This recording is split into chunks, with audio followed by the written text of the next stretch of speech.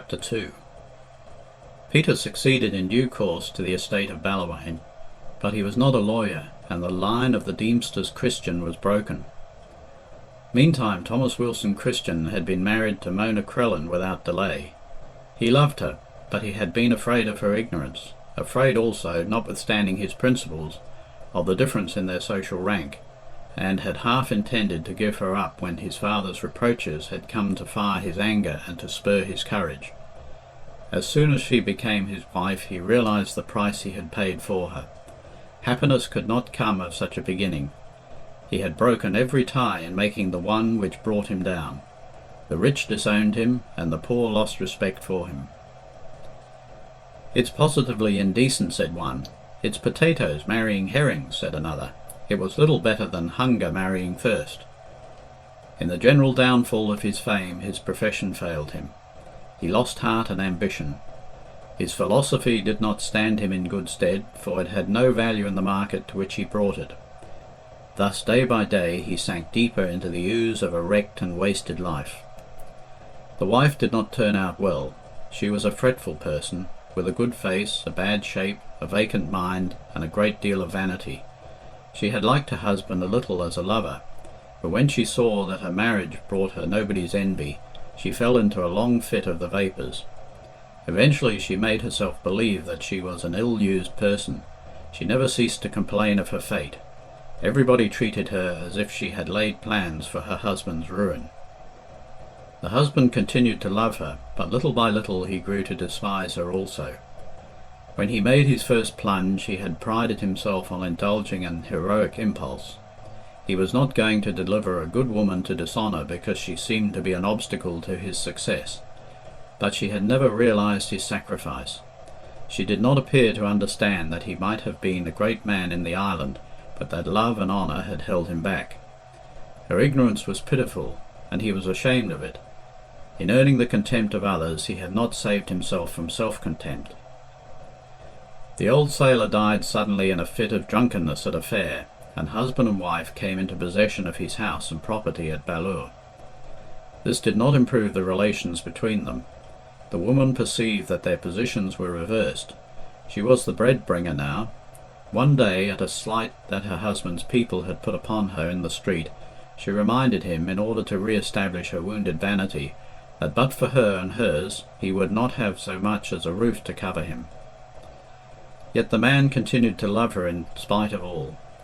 And she was not at first a degraded being. At times she was bright and cheerful, and except in the worst spells of her vapours, she was a brisk and busy woman. The house was sweet and homely. There was only one thing to drive him away from it, but that was the greatest thing of all. Nevertheless, they had their cheerful hours together. A child was born, a boy, and they called him Philip. He was the beginning of the end between them, the iron stay that held them together and yet apart. The father remembered his misfortunes in the presence of his son, and the mother was stung afresh by the recollection of disappointed hopes. The boy was the true heir of Ballawhaine, but the inheritance was lost to him by his father's fault, and he had nothing. Philip grew to be a winsome lad. There was something sweet and amiable and big-hearted, and even almost great in him. One day the father sat in the garden by the mighty fuchsia tree that grows on the lawn, watching his little fair-haired son play at marbles on the path with two big lads whom he had enticed out of the road, and another more familiar playmate, the little bare-footed boy Peter from the cottage by the water trough. At first Philip lost, and with grunts of satisfaction the big ones promptly pocketed their gains.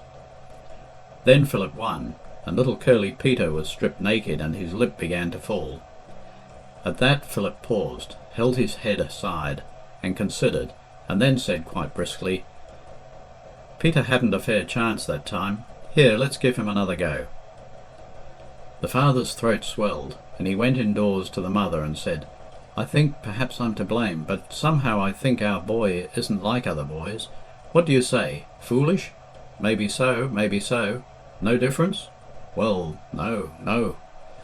But deep down in the secret place of his heart, Thomas Wilson Christian, broken man, uprooted tree, wrecked craft in the mud and slime, began to cherish a fond idea. The son would regain all that his father had lost. He had gifts, and he should be brought up to the law, a large nature, and he should be helped to develop it, a fine face, which all must love, a sense of justice, and a great wealth of the power of radiating happiness. Deemster? Why not? Ballawhaine? Who could tell? The biggest, noblest, greatest of all Manxmen. God knows. Only he must be taught to fly from his father's dangers. Love? Then let him love where he can also respect, but never outside his own sphere. The island was too little for that. To love and to despise was to suffer the torments of the damned. Nourishing these dreams, the poor man began to be tortured by every caress the mother gave her son, and irritated by every word she spoke to him. Her grammar was good enough for himself, and the exuberant caresses of her maudlin moods were even sometimes pleasant, but the boy must be degraded by neither. The woman did not reach to these high thoughts, but she was not slow to interpret the casual byplay in which they found expression. Her husband was teaching her son to disrespect her. She wouldn't have thought it of him, she wouldn't really, but it was always the way when a plain, practical woman married on the quality. Imperence and disrespect, that's the capers. Imperence and disrespect from the ones that's doing nothing and beholden to you for everything. It was shocking. It was distressing. In such outbursts would her jealousy taunt him with her poverty, revile him for his idleness, and square accounts with him for the manifest preference of the boy. He could bear them with patience when they were alone, but in Philip's presence they were as gall and wormwood, and whips and scorpions. "Go, my lad, go," he would sometimes whimper, and hustle the boy out of the way. "No," the woman would cry, "stop and see the man your father is." And the father would mutter, "He might see the woman his mother is as well." But when she had pinned them together, and the boy had to hear her out, the man would drop his forehead on the table and break into groans and tears. Then the woman would change quite suddenly, and put her arms about him and kiss him and weep over him. He could defend himself from neither her insults nor her embraces. In spite of everything, he loved her. That was where the bitterness of the evil lay. But for the love he bore her, he might have got her off his back and been his own man once more. He would make peace with her and kiss her again, and they would both kiss the boy and be tender and even cheerful. Philip was still a child, but he saw the relations of his parents, and in his own way he understood everything. He loved his father best, but he did not hate his mother. She was nearly always affectionate, though often jealous of the father's greater love and care for him, and sometimes irritable from that cause alone. But the frequent broils between them were like blows that left scars on his body. He slept in a cot in the same room, and he would cover up his head in the bedclothes at night with a feeling of fear and physical pain. A man cannot fight against himself for long. That deadly enemy is certain to slay. When Philip was 6 years old, his father lay sick of his last sickness. The wife had fallen into habits of intemperance by this time, and stage by stage she had descended to the condition of an utterly degraded woman. There was something to excuse her. She had been disappointed in the great stakes of life. She had earned disgrace where she had looked for admiration. She was vain, and could not bear misfortune, and she had no deep well of love from which to drink when the fount of her pride ran dry. If her husband had indulged her with a little pity, everything might have gone along more easily, but he had only loved her and been ashamed, and now that he lay near to his death, the love began to ebb and the shame to deepen into dread. He slept little at night, and as often as he closed his eyes, certain voices of mocking and reproach seemed to be constantly humming in his ears. "Your son," they would cry. "What is to become of him? Your dreams, your great dreams. Deemster, Ballawhaine, God knows what. You are leaving the boy. Who is to bring him up? His mother? Think of it." At last a ray of pale sunshine broke on the sleepless wrestler with the night, and he became almost happy. "I'll speak to the boy," he thought. "I will tell him my own history, concealing nothing. Yes, I will tell him of my own father also, God rest him, the stern old man, severe yet just." An opportunity soon befell. It was late at night, very late. The woman was sleeping off a bout of intemperance somewhere below, and the boy, with the innocence and ignorance of his years in all that the solemn time foreboded, was bustling about the room with mighty eagerness, because he knew that he ought to be in bed. "I'm staying up to attend on you, father," said the boy. The father answered with a sigh. "Don't you disturb yourself, father. I'll attend on you." The father's sigh deepened to a moan. "If you want anything particular, just call me. D'ye see, father?" And away went the boy like a gleam of light. Presently he came back, leaping like the dawn. He was carrying, insecurely, a jug of poppy head and chamomile, which had been prescribed as a lotion. "Poppy heads, father? Poppy heads is good, I can tell ye." "Why aren't you in bed, child?" said the father. "You must be tired." "No, I'm not tired, father. I was just feeling a bit of tired, and then I took a smell of poppy heads, and away went the tiredness to Jericho. They is good." The little white head was glinting off again when the father called it back. "Come here, my boy." The child went up to the bedside, and the father ran his fingers lovingly through the long fair hair. "Do you think, Philip, that 20, 30, 40 years hence, when you are a man, ay, a big man, little one, do you think you will remember what I shall say to you now?" "Why, yes, father, if it's anything particular. And if it isn't, you can remind me of it, can't you, father?" The father shook his head. "I shall not be here then, my boy. I am going away." "Going away, father? May I come too?" "Ah, I wish you could, little one. Yes, truly, I almost wish you could." "Then you'll let me go with you, father? Oh, I am glad, father." And the boy began to caper and dance, to go down on all fours and leap about the floor like a frog. The father fell back on his pillow with a heaving breast. Vain, vain. What was the use of speaking? The child's outlook was life, his own was death. They had no common ground, they spoke different tongues. And after all, how could he suffer the sweet innocence of the child's soul to look down into the stained and scarred chamber of his ruined heart? "You don't understand me, Philip. I mean that I am going to die." "Yes, darling, and only that I am leaving you behind, I should be glad to go." "My life has been wasted, Philip. In the time to come, when men speak of your father, you will be ashamed.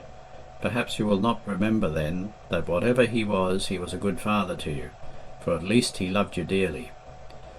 Well, I must needs bow to the will of God, but if I could only hope that you would live to restore my name when I am gone. Philip, are you?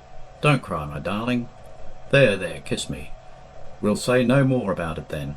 Perhaps it's not true, although father told it you. Well, perhaps not. And now undress and slip into bed before mother comes. See, there's your night-dress at the foot of the crib. Wants some buttons, does it? Never mind. In with you. That's a boy." Impossible, impossible, and perhaps unnecessary. Who should say? Young as the child was, he might never forget what he had seen and heard. Some day it must have its meaning for him. Thus the father comforted himself. Those jangling quarrels which had often scorched his brain like iron, the memory of their abject scenes came to him then, with a sort of bleeding solace. Meanwhile, with little catching sobs, which he struggled to repress, the boy lay down in his crib. When halfway gone towards the mists of the land of sleep, he started up suddenly and called, "Good night, father." And his father answered him, "Good night." Towards 3 o'clock the next morning there was great commotion in the house. The servant was scurrying up and downstairs, and the mistress, wringing her hands, was tramping to and fro in the sick-room, crying in a tone of astonishment, as if the thought had stolen upon her unawares, "Why, he's going! How didn't somebody tell me before?" The eyes of the sinking man were on the crib. "Philip," he faltered. They lifted the boy out of his bed, and brought him in his night-dress to his father's side, and the father twisted about and took him into his arms, still half asleep and yawning. Then the mother, recovering from the stupidity of her surprise, broke into paroxysms of weeping, and fell over her husband's breast and kissed him. For once her kisses had no response. The man was dying miserably, for he was thinking of her and of the boy. Sometimes he babbled over Philip in a soft, inarticulate gurgle. Sometimes he looked up at his wife's face with a stony stare, and then he clung the closer to the boy, as if he would never let him go. The dark hour came, and still he held the boy in his arms. They had to release the child at last from his father's dying grip. The dead of the night was gone by this time, and the day was at the point of dawn. The sparrows in the eaves were twittering, and the tide, which was at its lowest ebb, was heaving on the sand far out in the bay with the sound as of a rookery awakening. Philip remembered afterwards that his mother cried so much that he was afraid, and that when he had been dressed she took him downstairs, where they all ate breakfast together, with the sun shining through the blinds. The mother did not live to overshadow her son's life. Sinking yet lower in habits of intemperance, she stayed indoors from week-end to week-end, seated herself like a weeping willow by the fireside, and drank and drank. Her excesses led to delusions. She saw ghosts perpetually. To avoid such of them as haunted the death-room of her husband, she had a bed made up on a couch in the parlour, and one morning she was found face downwards stretched out beside it on the floor. Then Philip's father's cousin, always called his Auntie Nan, came to Ballure House to bring him up. His father had been her favourite cousin, and in spite of all that had happened, he had been her lifelong hero also. A deep and secret tenderness, too timid to be quite aware of itself, had been lying in ambush in her heart through all the years of his miserable life with Mona. At the death of the old Deemster, her other cousin Peter had married and cast her off. But she was always one of those woodland herbs which are said to give out their sweetest fragrance after they have been trodden on and crushed. Philip's father had been her hero, her lost one and her love, and Philip was his father's son.